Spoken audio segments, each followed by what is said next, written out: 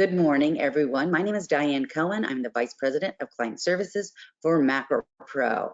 I'm here today joined by David Anderson, who's our expert today, and he's going to be talking to us about the technology for prosthetics. And I find that to be such an exciting topic and what people are able to do. Prosthetics really bring people back to life. And so I'm really excited about that. They're kind of scary too. We have Halloween coming around the corner. So David, can you tell me, do you have any favorite Halloween memories or anything that you can combine with your technology of prosthetics? Probably when I lived up in the Northeast. I lived in New Jersey for a few years when I was a kid, specifically middle school. And I live in Florida now, and I love Florida, but I do miss fall weather in places like New Jersey. You really enjoy the crispness of the air and, not sweating in your Halloween costume and just enjoying the fall weather. I used to live in Florida too, so I do know exactly what you're talking about. That does make total sense. All right, well, before we get started, I'm just going to do a little bit of housekeeping. And for those of you that are on board, I want to know if you have a favorite Halloween memory that you can just share in little snippets. If you could just put it in the comments, I'd love to be able to read some of those. All right, so our housekeeping goes like this. You are here today and you will receive 1 CEU credit. You need to make sure that you're logged on to GoToWebinar, which means you have to have used their link. If you use somebody else's link, the certificate is going to show in their name, and we cannot verify your time in attendance or replace that for that reason. If you have any questions of David, you can put them in the chat box, and when there's time, at the end, I will be happy to ask those questions of David. We are working on getting you his handouts. They should be put into the control panel during the presentation, so look for that, and we will get that to you. If for some reason it doesn't make it in, please let me know, and we'll make sure that you get a copy of today's presentation. And then lastly, there will be an encore presentation at the Macro Pro YouTube channel, so you can see this program and all of our other programs that we have available to you on that channel. All right, well, David, we are looking forward to your presentation. I can't wait to hear about the advancements because I truly believe that prosthetics really make a huge difference in people who have been injured, and certainly our injured workers deserve the best. Absolutely. And just to make sure, you can see my screen, correct? Yes, sir, we can. Okay, just want to make sure. All right, so we're going to talk about prosthetics today, and we're going to talk about how specifically they impact the workers' compensation world, the types of claims that they do, the impact they have on the claims process, and from a medical treatment standpoint, from a financial standpoint, all those good things. So a little bit about myself. I've been in the workers' compensation industry since 1996. I've been on the medical side since 2007. I have a master's degree in risk management and insurance. It's an MBA with a specialization in those areas. I am also an ATP certified technician, and basically what that means is I'm an expert, certified expert in advanced rehab equipment. So when you have someone who's like a quad, a para, they have limited capabilities from a physical standpoint or a cognitive standpoint, I would help determine what type of equipment is necessary to adapt that person's lifestyle so that they can live a more normal life. Things like power wheelchairs, standing frames, home environment systems, things like that. That led me to getting involved in prosthetics. I always, like Diane mentioned, I always thought they were really cool. And when I would see what was being recommended for patients, I would often talk to the clinicians and ask them questions about the devices and why they're recommending one thing over another.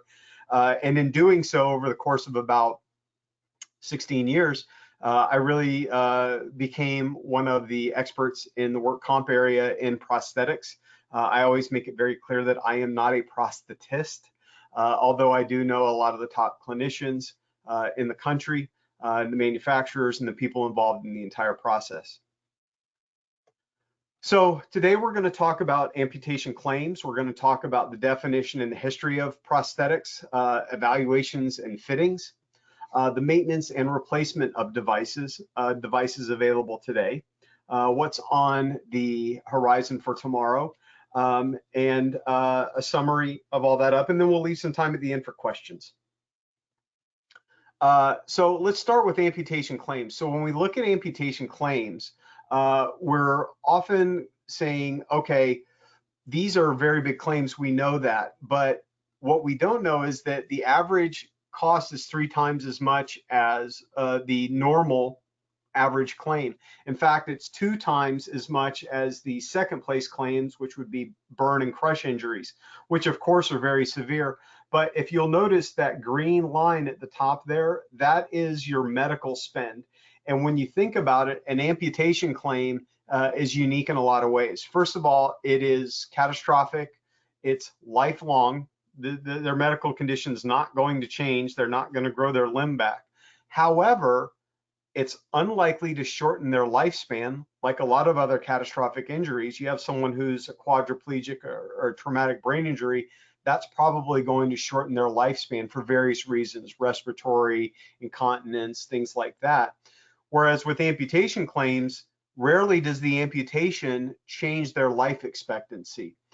Also, you have a very high get back to work rating with an amputation claim.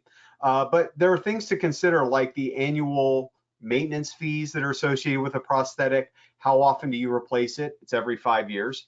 And then you're going to have to probably replace the socket every 2 years. So there's an ongoing cost. And of course, setting the table the right way from the beginning, from an appropriateness standpoint and from a dollar standpoint, are very important, because that's going to determine the life cost projection of the claim. It's going to affect your reserves, settlements, MSAs, things like that. So it's really important, you know, when you say, oh, I paid $10,000 more for this prosthetic, in actuality, you paid $10,000 more every 5 years. So, you know, you multiply it out, how many times that person's supposed to live, you know, for another 30 years, that's 6 times. So it didn't cost you $10,000, it actually cost you $60,000. So the good news about amputation claims is that amputees have an 82% return to work rate.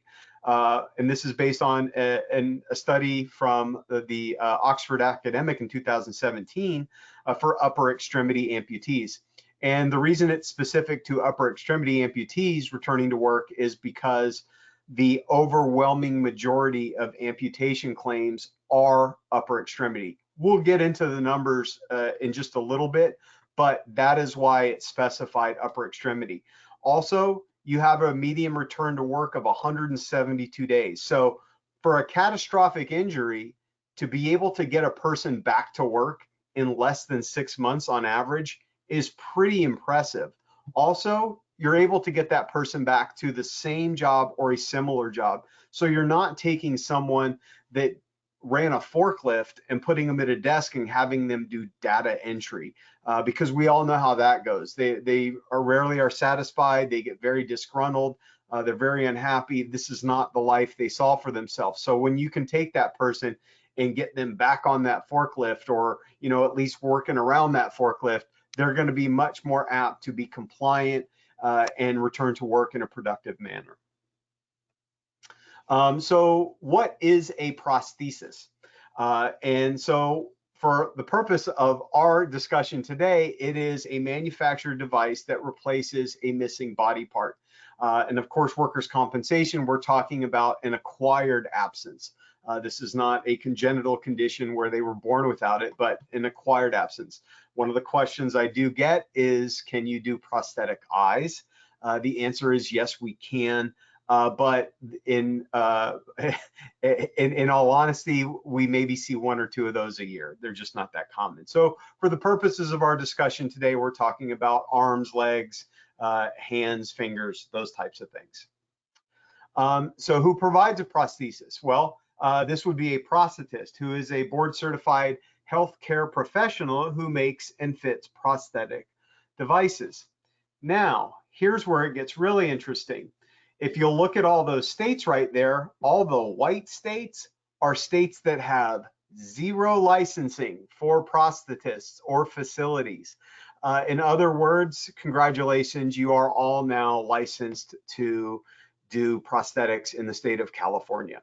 The reasoning for the lack of licensing varies. Specifically to California, I can tell you that it is because of the physical therapy lobbyists. They lobbied the legislature and said, we do not want you to enact a licensing requirement for O&P in California, because if you do, then we will not be able to fit patients with braces in our clinics.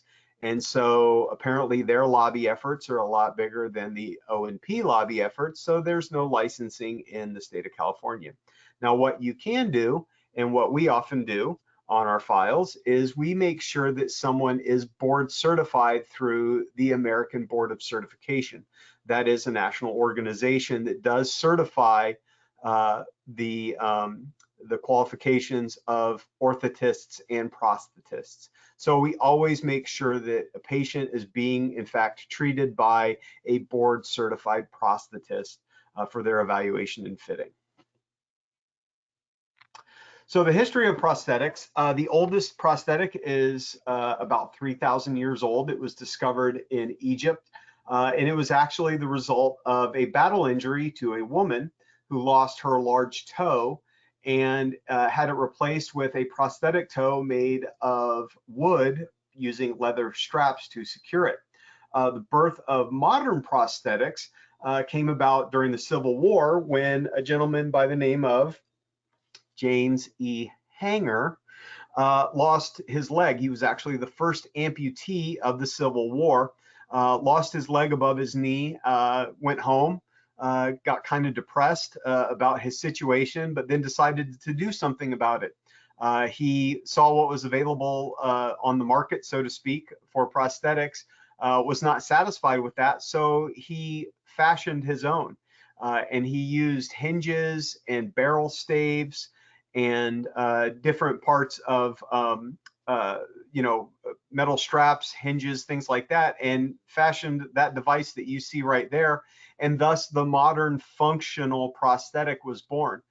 By the end of his life, he was traveling the world fitting people, mostly soldiers, with prosthetic devices, including up until the end of World War I. Today, Hanger, as you probably know, it has over 900 locations across the United States. And one of the common things, if you haven't picked up on it, about Egypt, the Civil War, and even more recently, is that war tends to be a driving factor in the development of technology and prosthetics. It is unfortunate that is the driving factor, but mother has always been the, or necessity has always been the mother of invention, I should say. So when people need things, other people come up with good ideas, and prosthetics is a good idea, a good example of that. I put this in here as a little piece of trivia because I think it's interesting. You see that prosthetic leg right there. That one is not very functional, and it has a boot on the end of it. That is the property of General Santa Anna. So Santa Anna, of course, is a famous general from Mexico for the Battle of the Alamo. Very famous for that, and most people do not know that he actually wore a prosthetic leg. It is currently in a museum in Illinois, but that is the property of General Santa Anna. So again, we want to make sure that we have a board certified prosthetist fitting the devices. I like to put this picture in there because that little bald-headed guy in the back right there, if anyone ever saw the movie Dolphin Tale, it's a true story about the dolphin that lost its tail in the accident, and they put a prosthetic tail on it. That little bald-headed guy right there is the guy that actually fitted the dolphin with the tail. He created the tail, fabricated it, and put it on the dolphin. In the movie, he was played by Morgan Freeman, and I know they look exactly alike. So a little guy right there named Kevin Carroll does a lot of great work. He's little bit of a rock star in the prosthetic world. So now we're going to talk about lower extremity versus upper extremity. And you might think, well, of course there's a difference between upper extremity and lower extremity. I'm not blind, but there's more than just that. There is a difference in treatment. There's a difference in devices. There's a difference in timelines, and there's a difference in motivation and concerns for the patient's well-being. First of all, let's talk about the lack of alternatives. When you lose a part of your leg, what are your alternatives to getting a prosthetic? Not much. You can hop around, you can ride in a wheelchair, you can use crutches, or you can get a knee walker. A lot of those devices, if not all, are going to be, it's going to require you to be dependent on someone, a caregiver, to help you with those devices. So rarely is motivation a factor when it comes to getting a lower extremity prosthetic. Patients want to be independent, they want to be mobile, and so that's really the driving force behind lower extremity devices. One thing that you're going to have to deal with more so on the lower extremity than the upper extremity is the swelling of the amputation site known as the residual limb.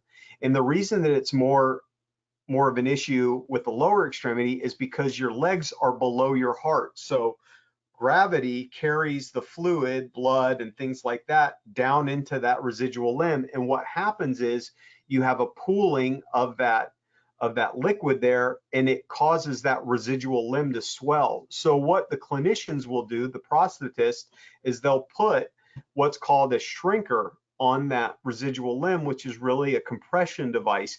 And what it does is it pushes that liquid out so that the limb can heal in the proper shape. It's kind of like cement drying. You want it to dry in a certain shape. You don't want it to heal with all that liquid in it, because when that liquid does drain out, it's going to be baggy and saggy, and a socket is not going to fit very well onto that surface. So you want to make sure that that heals properly, and for that reason, they may delay the fitting of a prosthetic device on a new lower extremity amputee to allow that residual limb to mature.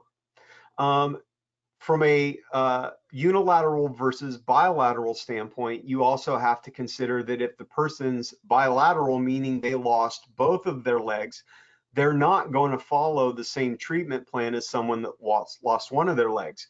First of all, this person is pretty much going to have to learn to walk again. And because of that, it presents a safety issue. You have to worry about the patient falling down. So what they'll do is they'll start the patient off on short prosthetic legs known as stubbies, and then they'll progressively lengthen those till the person's up to the height that they previously were at before their accident. So just something to think about with unilateral versus bilateral. The driving force behind the selection of devices for lower extremity are safety and independence.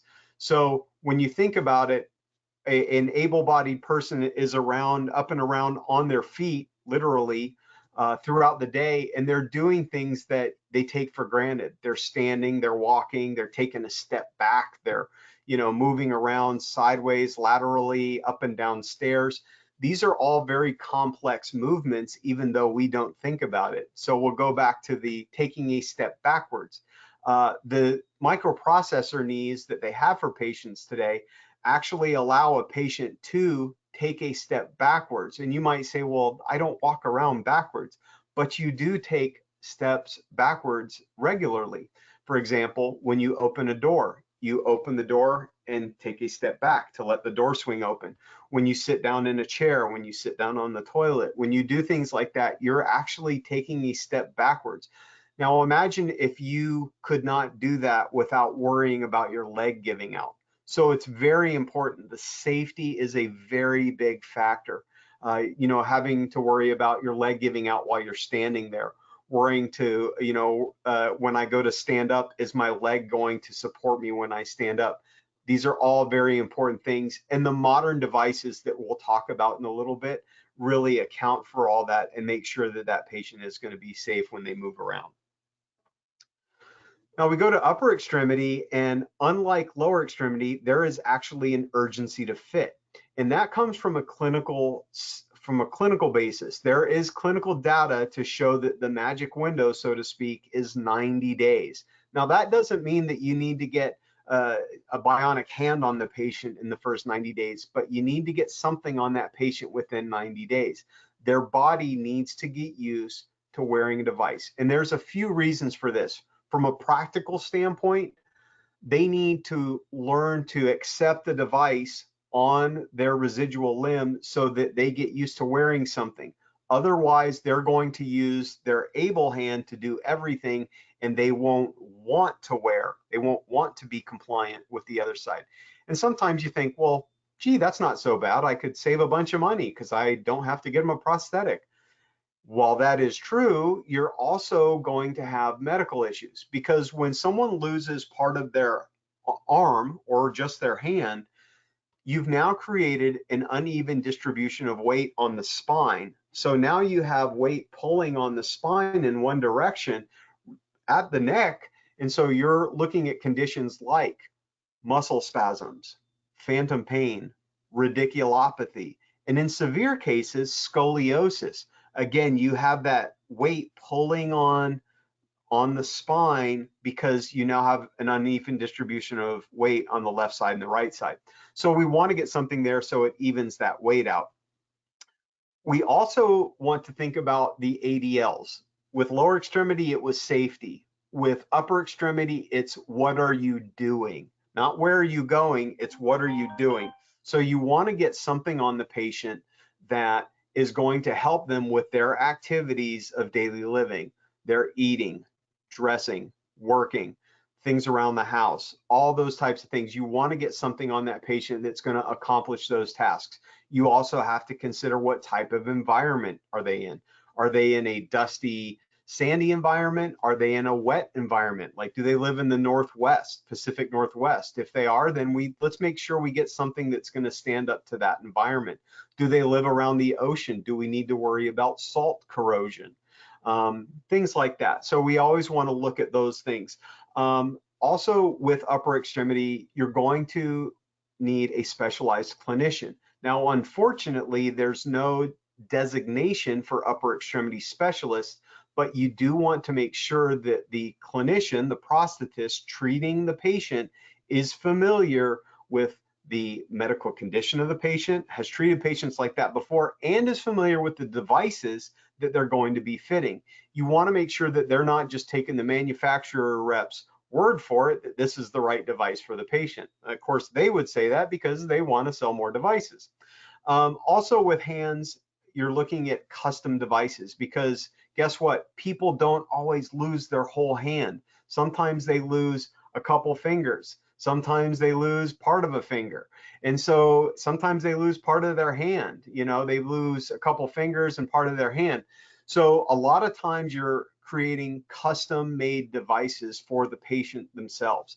So we want to make sure that we're getting the right types of devices for the patients. And a lot of times those are custom. So we talked a little bit about the difference between upper extremity and lower extremity, and this is where it really comes to fruition in workers' compensation. So according to 2022 Department of Labor statistics, 94.6 of non-fatal amputations are upper extremity. And of course, when you think about it, it makes sense because people work with their hands. And unfortunately, those hands get stuck in things, they get cut by things, and sometimes when people aren't paying attention, they get caught in things. And so we end up with a lot of upper extremity. And you might go, okay, that's a very interesting statistic. Why do I care about it? Here's why you care about it. Because in the general public of amputees, only 1 in 5 of those patients is upper extremity. And the reason is because the overwhelming majority of amputations in this country are because of diabetes and cardiovascular conditions, even autoimmune diseases like lupus. So it's not because they were in a car accident or they, got their hand caught in a wood chipper. It's not reasons like that, it's usually something more mundane and less romantic. So we're dealing with a lot more lower extremity amputees in the prosthetic world. And again, you might go, okay, great, interesting statistic. Why do I care? Here's why you care. Because the clinicians are not seeing these types of patients very often. If you take your average prosthetic clinic, they might see 2 to 3 upper extremity patients a year. A year. Let me put that in perspective. You go to the dentist says, hey, Dave, you need a root canal. And I go, okay, not the news I wanted to hear, but I get it. Can you do it? And the doctor goes, absolutely. I did one last year. I am not going to go to the dentist for my root canal. I'm going to go see the endodontist who does 10 of them a day. Why? Because they're good at it and they do it all the time and they know what they're doing. Same thing with an upper extremity specialist. Now, unfortunately, upper extremity specialist is not a standardized certification. You need to know who these people are. We can help you with things like that. We know who the upper extremity specialists are. We work with the clinicians, with the manufacturers, and again, they can tell you who in fact is an upper extremity specialist. If you do not send your patient who is upper extremity to an upper extremity specialist, you are more likely to end up with the wrong device, improper training for the device, and poor maintenance of that device. And I'll give you an example of how bad that maintenance can be. I had a patient once who was treating with a clinician that was not qualified, admittedly, to fit a certain device, but she was insured by the manufacturer that they would assist her if there were any issues with the device. So she fit the device, there were issues with it, and when she called the manufacturer, they said, put it in a FedEx box and ship it to us. So she could not even work on it right there. And the patient was without a device for 2 weeks because she didn't know how to fix it. And again, I don't really blame her for that, but it's important to have someone that knows how to service the devices, how to fix the devices, and how to maintain them when you're fitting a patient with what could essentially be a $100,000 device. And another example I'll give you of how important it is to make sure that the patient is being treated by an upper extremity specialist. We actually had a case where a patient lost almost his entire arm. The doctor sent the patient to the clinic he was familiar with. The clinic did not have an upper extremity specialist. The prosthetist recommended a body powered device, a hybrid device, which is a mechanical arm with a myoelectric hand on the end of it, and a fully myoelectric arm and hand. The total for those 3 devices was $518,000.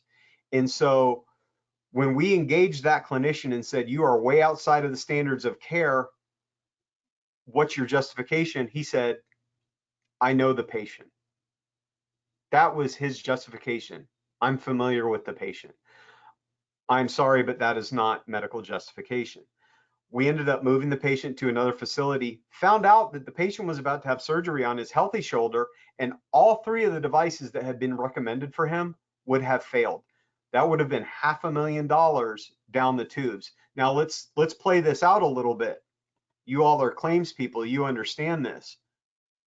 $500,000. That patient has an attorney.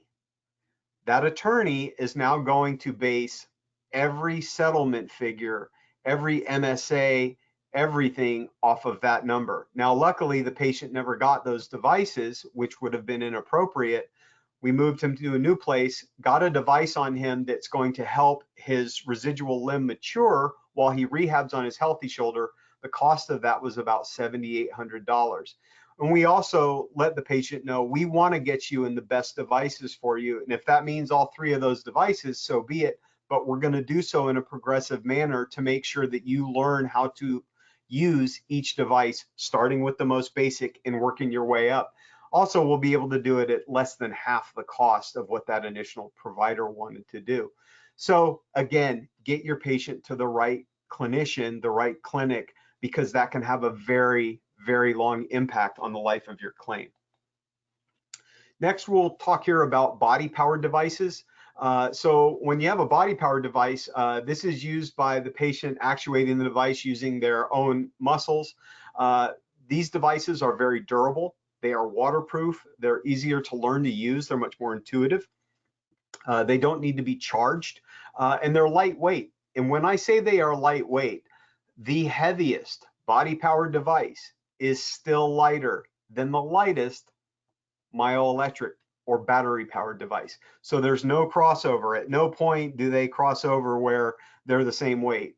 Body-powered is always lighter. Now, the bad news about body-powered devices is you have contralateral fatigue.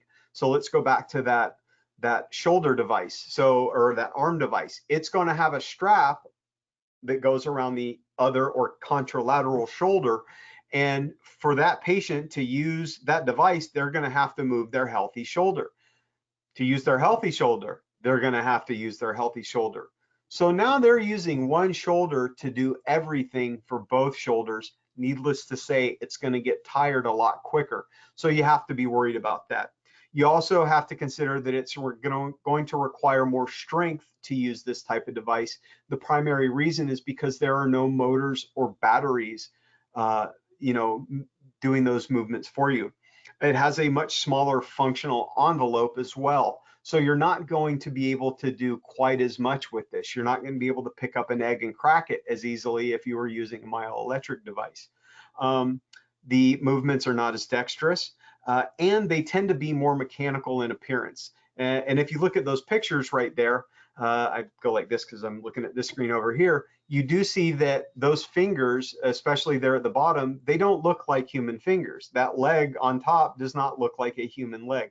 They are going to be much more obvious in their appearance and their functionality as tools, as mechanical devices. So now we go on to myoelectric devices, and the good thing about myoelectric devices is they require a lot less effort. So there are times where a myoelectric device for an upper extremity patient is recommended right off the bat. It's outside of clinical standards, but the reason is for that one right there. It requires less effort. So if you have a patient with limited range of motion in their shoulder, or they have a brachial nerve damage, they might be recommended for a myoelectric device as their first device, and it's because they don't have the strength or they're not able to provide the effort to use that body power device. They also have a much larger functional envelope. You can do a lot more with them, and they're much more dexterous. You can type on a keyboard with them, and they're much more lifelike in their movement. If you ever see someone wearing a microprocessor knee, for instance, like this right here, this would be a microprocessor knee. If they're wearing long pants, you will probably never know they are wearing this device because their gait is going to be very natural. It's going to be pretty seamless. With the hands, they can also put protective covers on them that are hand painted, no pun intended, and you would never be able to tell that that is not a real human hand. They're very good. Now, on the the downside of myoelectric devices is that they are not as durable. They have components in them that are more delicate. They have batteries. And so you have to be much more careful with these types of devices. They do have a certain level of durability that is high, but it's never going to be as high as a body powered device. They are heavier than any type of device. They need to be charged. It could be every day or every 5 days, depending on the device. And they're more difficult to learn to use. So again, if you have a patient who's going to be easily frustrated, this is probably not the device to start them out with. So prosthetic devices available today, this is a list of them right here. We're going to talk about them in greater detail. I won't read down the list right now, but we're going to talk about these. We'll start with the Tascahand. So the Tascahand is made in New Zealand. It's serviced by a company here in the United States called Philhour, which is actually owned by Hanger. The price for a Tascahand is probably going to be on the top end somewhere around $90,000. It's very durable. It is waterproof up to the wrist. So it's not necessarily something you want to stick your whole hand underwater, but if someone's working around water, this is a great hand. This hand is very, very popular in workers' compensation. Compared to the other myoelectric hands, I would say that this one outnumbers them about 5 to 1 because of the durable nature of it. Also, it does have breakaway knuckles, which is a safety feature. So if the finger gets caught in something, the patient can just wrench it away, you know, pull it away, and the finger will snap off, and then the manufacturer will send the patient a new finger that they just snap on there. So it's very modular in that sense. It does have a rotating thumb, which is very important. Just so you know, you don't have to eat your food by treating your fork like a pitchfork. And it has grip cycle buttons that they can press. You can see those on the back right there, so they can put their hand in different grip patterns that help them with their everyday tasks. Next up would be the iLim Quantum.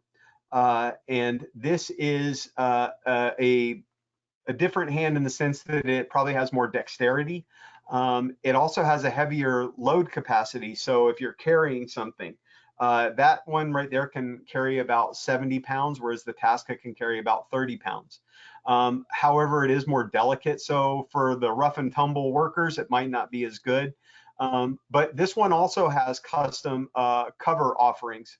So again, the hands, the ones that look like human hands, they can make those covers for the hand like this to put over it. Also made by the same company, Oser, is custom partial hands known as iDigit. So when you have a patient who's lost finger or multiple fingers or even part of their palm and all their fingers or some of their fingers, they can get a custom iDigit device. So they're going to have the capabilities of that last hand, the iLim, but on a partial hand basis. So they're going to have custom molded sockets, things like that. The price range is going to be anywhere from probably about $40,000 upwards to $95,000, depending on the number of fingers that they need to have replaced. This next thing right here is not an actual prosthetic, but it's a component of the prosthetics called the COAP system. So when you have someone wearing a myoelectric device like those hands, what they do is they myo test or muscle test the residual limb to figure out where the muscle trigger points are for each finger. So when you think about it, when you move your fingers individually, a different part of your arm, actually you can feel it. Like, oh, I feel my index finger over here and I feel my pinky down here. So what they do is they identify all those trigger points, and then when they build the socket, they put sensors inside the socket to match those up. Now, if you have a patient who had extensive damage to when they suffered their amputation, a lot of scarring, things like that, then they're probably going to be a candidate for the COAP system, which has about 3 times as many sensors in it. And the system actually allows the patient to calibrate it each time they put it on. Takes about 30 seconds to a minute to calibrate it, but it's like they have a brand new socket every time they wear it. If you ever read in the medical notes where you're dealing with an upper extremity amputee and you see the doctor mention either TMR surgery, which stands for targeted muscle reinnervation, or the starfish surgery, which was pioneered by Carolina Ortho, both of those are surgeries that help bring muscle and nerve endings to the residual limb. They pull them from other parts of the body. So it optimizes the patient's ability to use these types of devices. This next one right here is, believe it or not, as simple as it looks, probably the biggest leap forward in technology in the world of prosthetics in the last 10 years. So these are, there's 2 companies, there's Point Design and Naked Fingers. And so I'll show you what the other ones look like as well, right there. And so different companies, but basically the same types of devices. So these are mechanical fingers that don't require any batteries, don't require any motors or anything like that. So these are very popular for patients that have lost parts of fingers or even multiple fingers. They're very customizable and they're highly functional. The price, depending on the number of fingers being replaced, is going to be between $12,000 and $55,000. But very big devices. We're seeing a lot of these in the workers' compensation industry. And even though they are not cheap, they are definitely worth it because they are highly functional and very highly durable. now we're going into the lower extremity stuff. So we're looking at the C leg here, and this one I showed you right here, this is actually a C leg. It is the most common microprocessor knee in the world. So what you have with the microprocessor knees, and specifically the C leg right here, they're made by a company called Autobach, and Autobach really makes the three leading microprocessor knees: the C leg, the Genium, and the X3 leg. And we're going to talk about all three of them. But let's start with the base one, which is the C leg. This one has a 2-day battery. It has a 300-pound weight capacity. It is waterproof for up to 30 minutes in fresh water. Now, I would not recommend swimming in it, but say if a person were to fall in the pool or the device were to fall in the pool, they could take it out, dry it off. It should be fine. And by the way, those ratings for waterproof and actually corrosiveness are issued by an independent agency, not by the manufacturer themselves. So it is a definite rating about the waterproof capabilities of the device. These devices have gait recognition, which means that the device actually senses when the patient picks up their leg, how long they swing it, and then when they set it down again. Because when you walk, it's a very complex action. You're pushing off with your toes, you're lifting up, bending your knee, and then you're straightening, setting your foot down. It's acting as a shock absorber as you roll to the palm or the ball of your foot and then push off of that toe again. So again, these devices recognize that. And if you happen to speed up or slow down, the device also recognizes that. It has stumble recovery. So if you were to catch your toe on a crack, this device recognizes that and it pulls the leg back up so that you don't get stuck in there, and it helps you recover.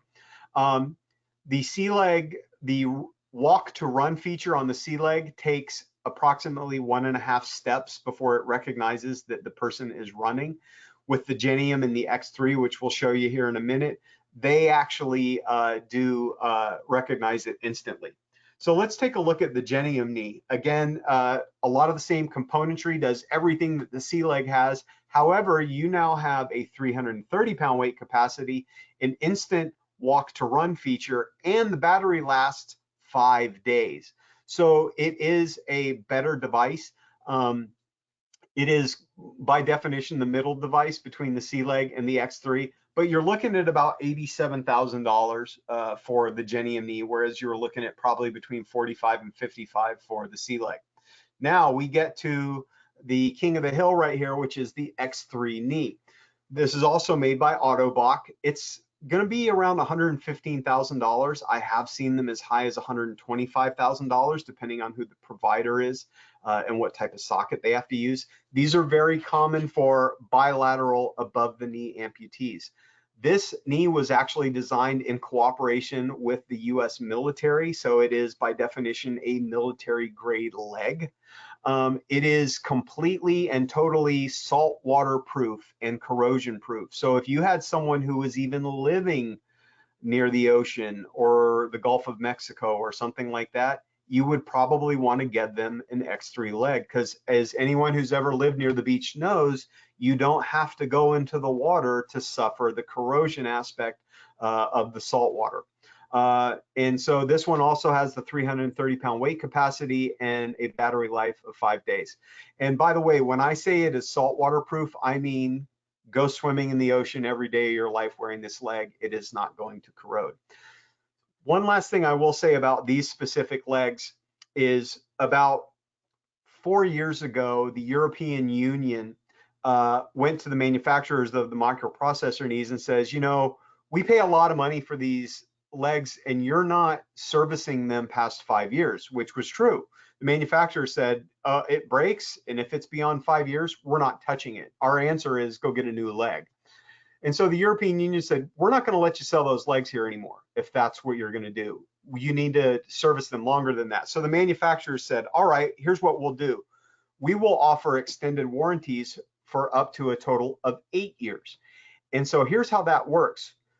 Before that 5 years expires for the initial device, or it might be the initial warranty of 3 years. Before that expires, because it comes standard with a 3-year warranty. Before that expires, you can purchase the extended warranty for up to 8 years total, and that now changes your math on your life cost projection plan. So instead of calculating for a new device every 5 years, you're now calculating for a new device every 8 years for an additional cost of approximately $10,000. So you do some rough math right there, $115,000 every 5 years, or $125,000 every 8 years. So there are times where warranties can make good sense for these devices. The final lower extremity device right here is the Power Knee.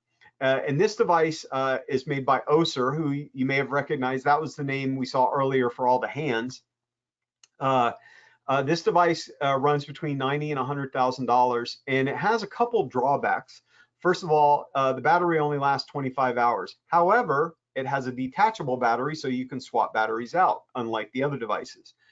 Also, it only has a 256-pound weight capacity. And so one question I get sometimes is, what does that mean, weight capacity? That means how much weight that leg can support. So the person's body weight plus whatever they're carrying.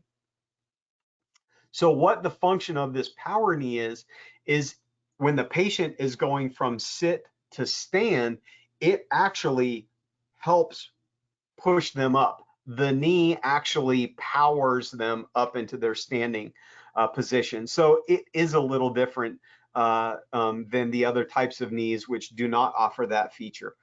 So if you have patients who have a lot of trouble going from sit to stand, and they don't exceed the weight capacity, this might be the right type of device for them, but that's something that the prosthetist would definitely determine. Now, something that's on the horizon when it comes to prosthetics is this is a company that I've personally been working with for a couple years now. They're based out of Silicon Valley. The name of the company is Adam Limbs, and they acquired some technology from Johns Hopkins University that was being funded by DARPA. If you don't know who DARPA is, they are basically the Defense Advancement for Research Projects Agency, weapons development, essentially.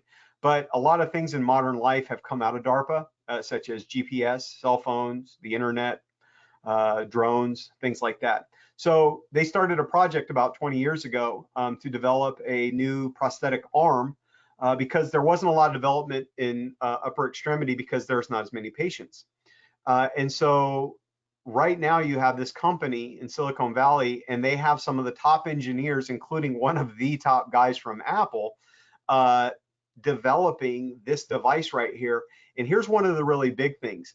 This device, they're looking to go to market at about 1/6 of the cost of a traditional myoelectric arm. So right now, for a fully myoelectric arm, you're probably looking somewhere between $130,000 and $160,000.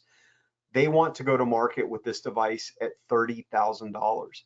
They're also looking at subscription models. So you don't outright pay for the device all up front. You just pay a monthly fee like you would for a cell phone. And then, like a cell phone, when you're due for an upgrade, you get a new device. They also are integrating telehealth into it, so that when you need an adjustment, you would just dial up the clinician from Adam Limbs, and they would help you with any issues that you might have. Also creating the community around the different users around the world that are wearing an Adam Limb.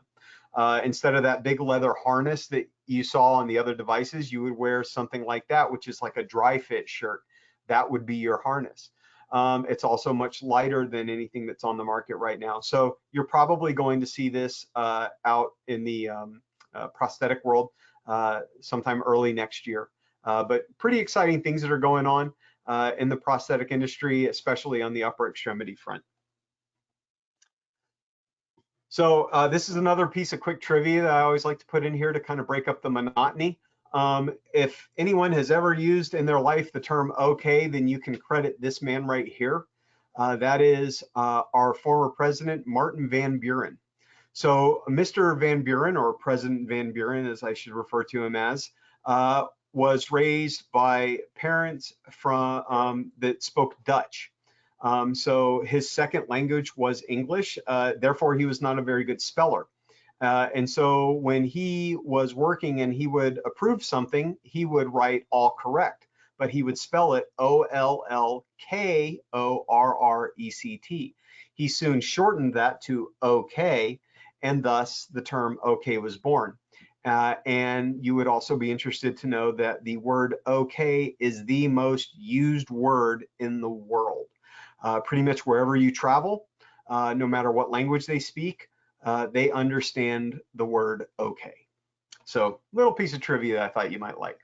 So back to prosthetics.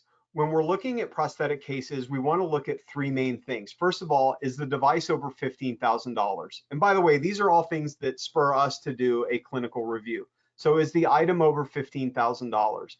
That's a lot of money, but in the world of prosthetics, it's on the lower end.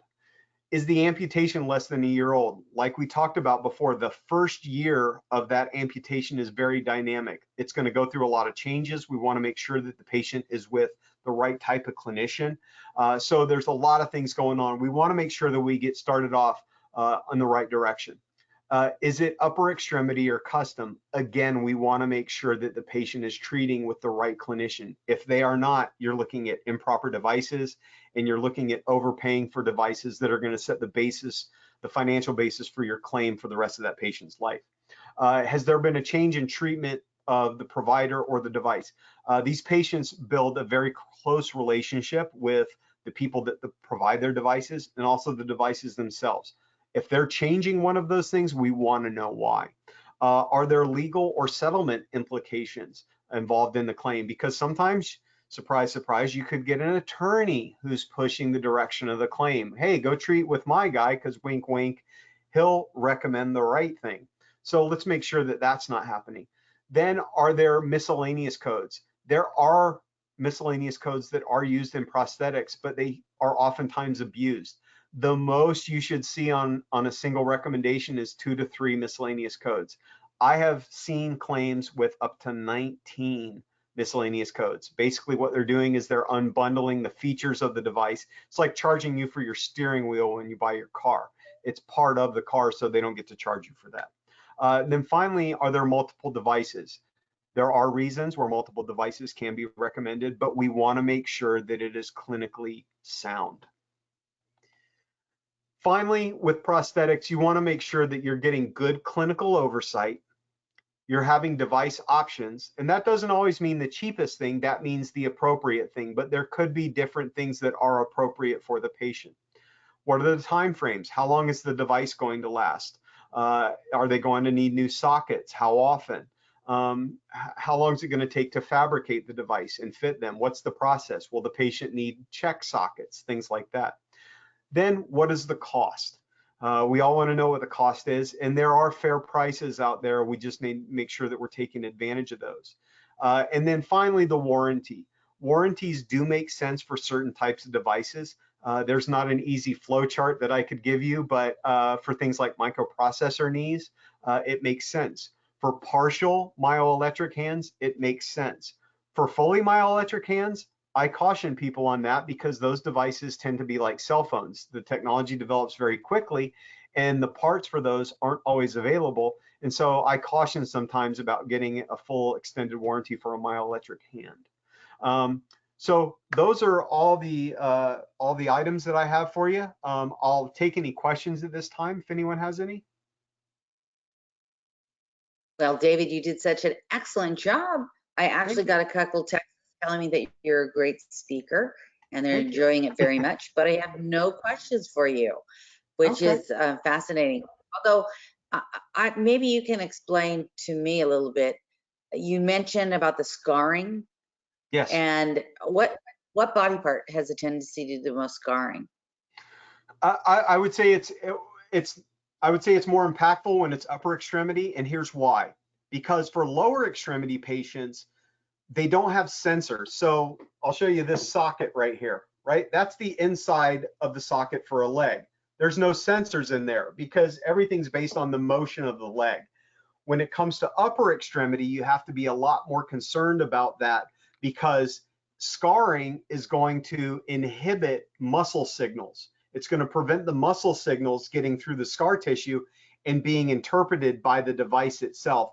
So scarring tends to be much more of an issue up here. Now, the bigger concern with the lower part is when the residual limb doesn't heal properly and there's excess, not even scar tissue, but just excess tissue, because then the socket doesn't fit well. Because when you think about it, a socket, you want that sucker to fit in there real tight so it doesn't move around. Because if it moves around, it's the same thing when you're wearing shoes. If your feet move around in your shoes, what's going to happen? You're going to end up with blisters.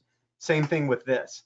So you want to make sure that there's a good fit there, but with scarring, definitely more on the upper extremity. Interesting. I did have a friend who had the lower part of his leg amputated, and he just remembers that he was in so much pain that he really wanted to save his leg, and it just caused him so much problems. He finally went back and said, "Can you just cut it off?" Yeah. Because this leg, it's just too painful. And he is so happy he has a prosthetic. And prosthetics these days, I think, are a lot like tattoos. So it used to be a day when everybody hid them, right? Nobody wanted anybody to know that they had these things. So I know, is there a preference? Do you see a preference? I noticed some of the bionicle hands that you were talking about. That was pretty fascinating. But then I would think that's so visible. Do we hear a lot of people saying, I don't want a bionic looking hand? Oh, and you know what? You're right. And I hate to cut down gender lines, but you do see women often prefer a passive silicone hand for cosmetic purposes. They're more worried about the social aspect of it, because if they wear a long sleeve shirt and they have that on, then no one will even know that they have a prosthetic hand. Whereas men tend to be more functional. I want to be able to do stuff, and so they get the functional devices. So when we say passive, we're talking a hand that doesn't move, right? So they're unable to use it. So rather than being able to use it, they would rather have the passive hand. And sometimes very interesting. And a lot of people have multiple devices. So they have a functional device when they go to work and do things, and then when they come home or they go out, they wear a passive device. So you have a lot of people have multiple devices for different environments, different functions. Well, thank you so much for sharing your expertise. I found it very fascinating, as did a lot of our viewers, and we do appreciate it. So to everyone, I want to remind you that you can see all the webinars that are available to you on the MacroPro website.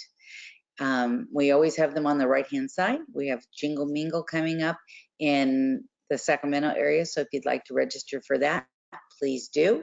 And we have the 12 CEUs of Christmas. We are already getting our speakers for that, so know that we're going to continue that tradition and make sure that you have all the educational requirements filled that you need. David, do you have any final thoughts you'd like to say? I do appreciate you. I was just going to ask you how people get a hold of you. It's on the screen. Any final thoughts? I always like to say thank you to people, and I strongly encourage people to reach out to me if they have any questions, whether it's about this presentation or if they have questions about cases or just curiosities about the prosthetic devices, amputation claims. Reach out to me. I always tell people not everything has to have a dollar figure attached to it. Sometimes you might just need some information.